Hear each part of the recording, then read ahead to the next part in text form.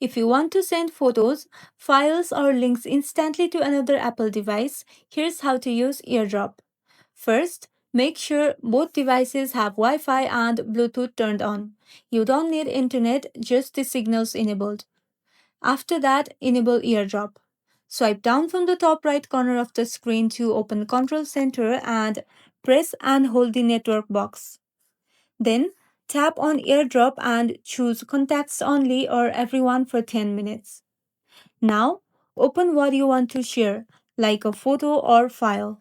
Then, tap on the Share button and tap AirDrop. After that, nearby AirDrop enabled devices will pop up. Tap on the one you want to send to, and if the other person's device is set up correctly, they'll get a pop up asking to accept. Once accepted, the file transfers instantly and securely. And that's all. AirDrop makes it easy to send content wirelessly between Apple devices. No cables, no apps, and no hassle. If this video was helpful, don't forget to like and subscribe for more iPhone tips and tricks. Thank you for watching.